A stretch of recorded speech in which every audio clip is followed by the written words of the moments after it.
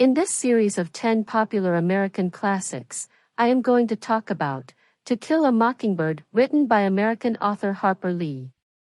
Harper Lee was born in Monroeville, Alabama on April 28, 1926.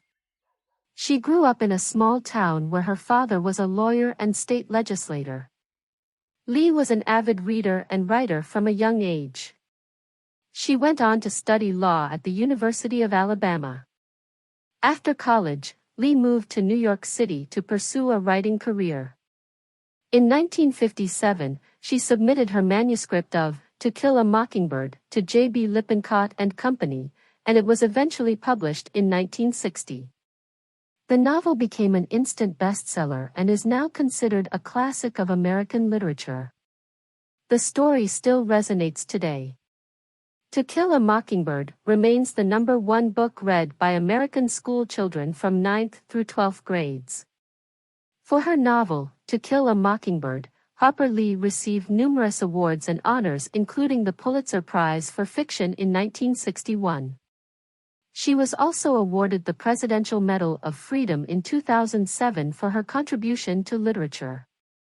Lee remained largely out of the public eye following the success of To Kill a Mockingbird, although she did publish a second novel, Go Set a Watchman, in 2015.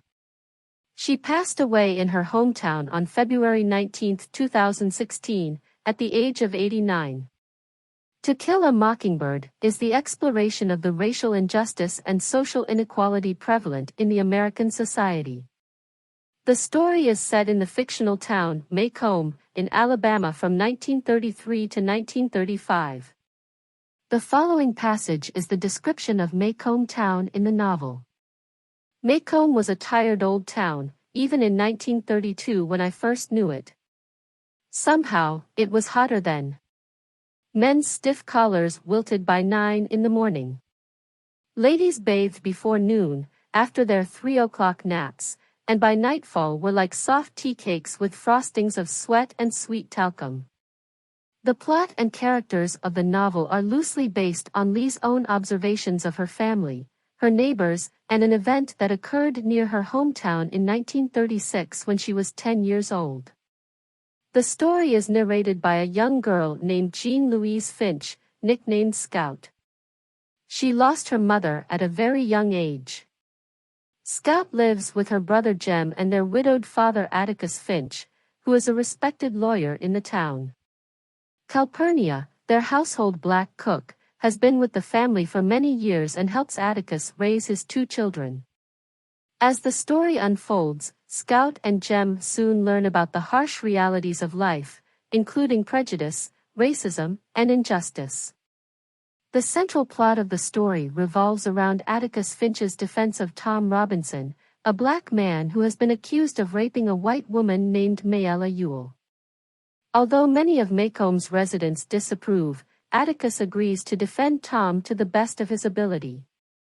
As a result, other children taunt Jem and Scout for Atticus' actions, calling him a nigger lover. Scout is tempted to stand up for her father's honor by fighting, even though Atticus has told her not to. One night, Atticus faces a group of men intent on lynching Tom. People in the town regard Ewells as white trash, who are not to be trusted, but the jury convicts Tom regardless. Jem's faith in justice is badly shaken. Despite overwhelming evidence of Tom's innocence, the local white folks are convinced of his guilt, and the trial becomes a symbol of the racism and prejudice that pervade the town. As the trial continues, Scout and Jem witness the deeply rooted racial tensions and biases of the residents, and Atticus's unwavering commitment to justice and equality. Despite the pressure and threats from the residents, Atticus is determined to defend Tom to the best of his ability, and ultimately he loses the case. After the trial, Scout and Jem are attacked by Bob Ewell, the father of the woman who accused Tom of rape. In the ensuing struggle, Boo Radley, the reclusive neighbor who has been the subject of much gossip and speculation, comes to their rescue, and Bob Ewell is killed. The incident brings a sense of closure to the story and provides Scout with a new understanding of the complexities of human nature and the importance of empathy and understanding. Atticus is hopeful that he can get the verdict overturned, but Tom is shot 17 times and killed while trying to escape from prison. Throughout the novel, Scout and Jem experience personal growth as they confront the realities of prejudice and discrimination. Through the eyes of its young narrator, Scout Finch, the novel shows how prejudice and discrimination can deeply affect a community and the individuals. The story also emphasizes the importance of standing up for what is right, even in the face of adversity and opposition. The following sentences from the novel explores the themes of morality, courage, compassion, and the loss of innocence. You never really understand a person until you consider things from his point of view. Until you climb inside of his skin and walk around in it. Shoot all the blue jays you want, if you can hit them, but remember it's a sin to kill a mockingbird. I wanted you to see what real courage is, instead of getting the idea that courage is a man with a gun in his hand. It's when you know you're licked before you begin, but you begin anyway and see it through no matter what. It was times like these when I thought my father, who hated guns and had never been to any wars, was the bravest man who ever lived. In the book, the mockingbird is used as a symbol of innocence and purity. Atticus tells Scout and Jem that it is a sin to kill a mockingbird because they do no harm and only provide beautiful music for people to enjoy. The mockingbird represents the innocent people who are harmed or destroyed by society's prejudices and biases. The novel remains as relevant today as it was when it was first published, and it continues to inspire readers of all ages to think deeply about issues of race, equality, and social justice. Along with the success of the novel, To Kill a Mockingbird has been made into movies, plays and shows. For example, To Kill a Mockingbird, 1962, is the most famous and acclaimed adaptation of the novel, directed by Robert Mulligan and starring Gregory Peck. It won 3 Academy Awards, including Best Actor. Hey, Boo! Harper Lee and To Kill a Mockingbird, 2010, a documentary film about the life of Harper Lee and the impact of her novel. To Kill a Mockingbird, 1997, a made-for-TV movie adaptation of the novel, directed by James Ivory and starring Sam Waterston.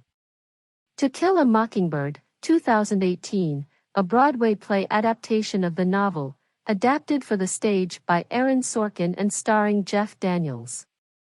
To Kill a Mockingbird is a novel that is full of powerful descriptions and imagery. These descriptions capture the essence of the story and its characters, providing insight into their world and their inner struggles. Some of the most memorable and impactful passages are shown as follows. Atticus had used every tool available to free men to save Tom Robinson, but in the secret courts of men's hearts, Atticus had no case. Tom was a dead man the minute Mayella Ewell opened her mouth and screamed.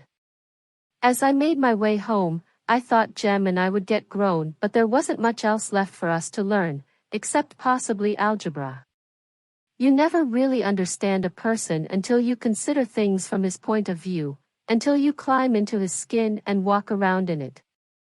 We will end this discussion with an interesting fact. On October 24, 2018, PBS revealed that Americans select To Kill a Mockingbird as America's best-loved novel, revealed in the grand finale of The Great American Read. Funding for The Great American Read is provided by the N. Ray Foundation and PBS. The final episode, taped in front of a live audience at the Masonic Hall in New York City, counted down all 100 novels. Voting opened with the 2-hour premiere episode on May 22, 2018 and concluded on October 18, 2018, generating more than 4 million total votes and inspiring a multi-platform and multi-generational celebration of literature.